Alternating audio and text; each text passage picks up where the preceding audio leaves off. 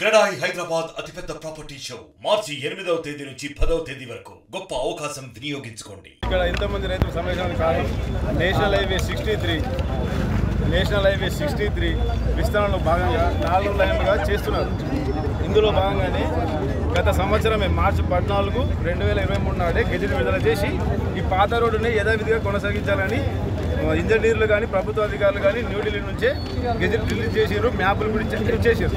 అయితే ఇక్కడ ఉన్న కొందరు బడాబాబులు మోర్తాడు విలేజ్ చిరు వ్యాపారంలో ముసుగులో బడాబాబులు సార్లా కలిసి ఇక్కడ ఇల్లు చాలా పోతున్నాయి, చాలా వరకు నష్టం జరుగుతుంది, బైపాస్ కావాలని ఒక విన్నపం వారికి చేయగా వాళ్ళు ఏది చూడకుండా ఏది విచారణ జరపకుండా బైపాస్ని నిర్ణయించారు. అయితే మేమందరం రైతులము ఇదివరకే వరద గన్యల్లో భూములు కోల్పోయాం, రైల్వే స్టేషన్కు భూములు కోల్పోయాం. మా విలువైన భూములు ఇచ్చి ఇప్పుడు అందరికీ చిన్న సన్నకారు రైతులు ఉన్నారు కాబట్టి అందరికీ అరబిగడో ఎకరమో గందే భూములు ఉన్నాయి. వాళ్ళందరూ ఇప్పుడు ఈ బైపాస్ కూడా వెళ్ళిపోతే ఉన్న రైతులందరూ రోడ్డు మీదకి వచ్చి కూర్చోవలసిన పరిస్థితి, లేకుంటే మందు చనిపోవాల్సిన పరిస్థితి ఏర్పడ్డది. కావున గవర్నమెంట్ అధికారులు అందరూ మా దయతలిచి విచారణ చేసి సరి అయిన విచారణ చేసి ఏది ఎట్లున్నది, ఎన్ని ఇళ్ళు పోతున్నాయి అన్నీ ఆలోచించి మీరు తగు నిర్ణయం తీసుకుంటారని మా యొక్క మన్నకం. అంతేకాకుండా మోర్తాడు విలేజ్ ఇంతకు ముందే మోర్తాడు విలేజ్ మధ్యలోకి వెళ్ళి పోకుండా ఈ బైపాస్ లెక్కనే ఈ ఉన్న పాత రోడ్డుని ఊరికి 2 కిలోమీటర్ల దూరంలో విస్తరించడం జరిగింది. అయితే ఊరికి ఇక్కడికి డెవలప్ అవ్వడానికి 40 సంవత్సరాలు పట్టింది. 40 సంవత్సరాల్లో ఇప్పుడు ఒక్కొక్కరు ఈ హైవేకు చేరుకుంటున్నారు. దీన్ని కూడా మళ్ళీ ఇంకొక బైపాస్ అంటే ఇప్పుడు ఆ బైపాస్కి పోవాలంటే ఇంకెన్ని సంవత్సరాలు పడుతుంది. అందుకని ఈ మోర్తాడు విలేజ్ కూడా డెవలపింగ్ అంతా ఆగిపోతుంది. కాబట్టి అందరూ ఆలోచించి ఈ పాత రోడ్డుని యథావిధిగా కొనసాగించాలని కోరుచున్నాము. అట్లాగే ఇది లాస్ట్ 2 సంవత్సరాల కిందనే ఈ మనకు ఈ 63 రోడ్డు బోధన నుంచి నిజామాబాద్ నుంచి ఆర్మూర్ వరకు 4 లైన్లుగా విస్తరణ చేసిర్రు. ఆల్రెడీ ఎక్కడ కూడా బైపాస్ చేయలేరు. ఉన్న రోడ్డును యథావిధిగా 4 లైన్లుగా విస్తరించి యథావిధిగా తీసుకొచ్చారు. ఇప్పుడు కూడా అలాగే కొనసాగించాలని మేమందరం రైతుల తరఫున కోరాడుతున్నాం. సత్యమ్మ IFTU జిల్లా కమిటీ నాయకురాలిని. అట్లాగే మోర్తాడు మండల కేంద్రంలో ఏదైతే బైపాస్ రోడ్డు పాతది ఏదైతే ఉందో ఆ పాత రోడే ఉండాలని చెప్పేసి మేమంతా బీడీ కార్మికుల నుంచి నేను ఒక నాయకురాలిని. నా పేరు సత్యమ్మ. నేను ఇక్కడ అందరికీ కూడా పనిచేస్తా. ఆ సెంటరు 2006లో వచ్చింది. అప్పటి నుండి ఆ సెంటర్ కింద పనిచేసే కార్మికులు ఇలా 5,000 6,000 మంది బీడీ కార్మికులు ఉంటారు. అక్కడ సెంటర్ తీయాలని చెప్పేసి ఈరోజు ప్రభుత్వాలు ఊరుకుంటున్నాయి. ఇది సరి అయింది కాదని చెప్పేసి మేము చెప్తున్నాము. ఎందుకంటే వాళ్ళు రెక్కలాడితేనే దాటేటి పరిస్థితిలో ఉన్న కార్మికులు కష్టపడి దాన్ని కట్టించుకొని ఇక్కడ నిర్మించుకున్నారు, పెట్టుకున్నారు. అలాంటి సెంటర్ల కింద పనిచేసే 50 మంది టేకదారులు ఉంటారు. వాళ్ళందరూ కూడా లేని ఇబ్బందులు కలుగుతాయని చెప్పేసి యథావిధంగా ఉన్న రోడ్ ఏదైతే పాత రోడ్ ఉందో ఆ పాత రోడ్ అట్లనే ఉండాలని చెప్పేసి మేమందరం కోరుతున్నాము. ఒకవేళ అది వినకుండా గవర్నమెంట్ మరీ కొత్త బైపాస్ వేస్తామని చెప్తే 1000 మంది బీడీ కార్మికులకు ఎన్ని సెంటర్లు ఉన్నాయి అన్ని సెంటర్ల మంది కార్మికులను తీసుకొచ్చి రోడ్ల మీద కూర్చోబెట్టే పరిస్థితి. రేపు రానున్న రోజుల్లో ఎలక్షన్ రాబోతుంది.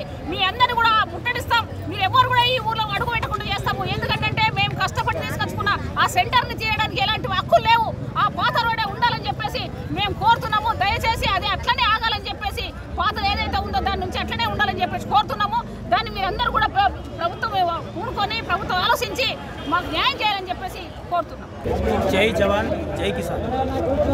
ఇప్పుడు రైతు రోడ్ ఎక్కడానికి కారణానికి మేము మీకు అందరికీ ప్రజలకు జరిగిన ఇబ్బందికి మేమందరం క్షమిస్తున్నాం. రైతుల తరఫున మా బాధ తెలపడానికి మేము ఇప్పుడు రోడ్ ఎక్కాము. మా బాధ ఏంటంటే మేము గతంలో రైల్వే లైన్ కానీ వరద కినాలు కానీ చాలా వరకు భూములు కోల్పోయాం. ఇప్పుడు ఈ కొత్త బైపాస్ రోడ్ అనే ఒక ప్రతిపాదన 4 లైన్ల రోడ్డులో కొత్త ప్రతిపాదన రావడం జరిగింది. ఆ ప్రతిపాదన కూడా డైరెక్ట్ గవర్నమెంట్ ఇక్కడ చేసిన ప్రకటన కాదు. 1 ఇయర్ కిందనే 2023 మార్చి 14 రోజు ఒక ప్రకటన రిలీజ్ చేసిరు. ఆ ప్రకటన ప్రకారం ఉన్న రోడ్డుని మలుపులు కుదుపులు అన్నీ తీసేసి సేఫ్టీ మెజర్మెంట్స్ అన్నీ చూసుకున్న తర్వాతనే ఈ రోడ్డును యథావిధిగా కొనసాగించరు. దానితోని కొందరు బడాబాబులు మా ఇండ్లు పోతున్నాయి, మాకు వచ్చే లక్షల కిరాయిలు పోతున్నాయి అనే ఉద్దేశంతో మా బతుకులు మాకు నెలకు ఒక 5-6 లక్షలు వచ్చే కిరాయి పోతుందనే ఉద్దేశంలో మాకు చిరు వ్యాపారుల ముసుగులో చేయడం ఈ కథ చేయడం జరిగింది. వాళ్ళు చేసిన ఈ కథ వల్ల మా భూములకు దెబ్బ మీద దెబ్బ పడి మేము ఆ గతంలో కోల్పోయిన వరద కినాల ద్వారా రైల్వే లైన్ ద్వారా కాక ఇప్పుడు బైపాస్ ద్వారా కోల్పోతే మేము రోడ్డు పడాల్సిన పరిస్థితి. సర్వే చేయండి. మీరు మా రైతుల తరపున ఈ రోడ్డు పడిన ఇళ్ళ తరపున సర్వే చేయండి.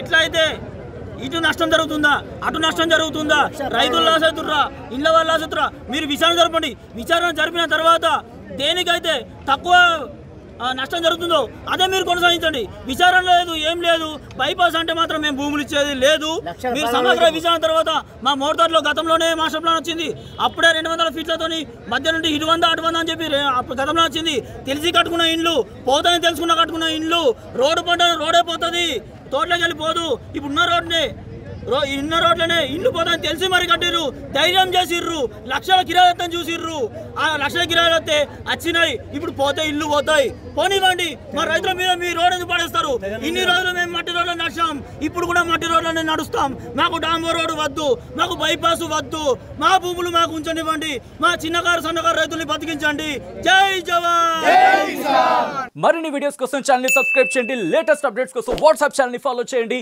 అండ్ లింక్ డిస్క్రిప్షన్ లో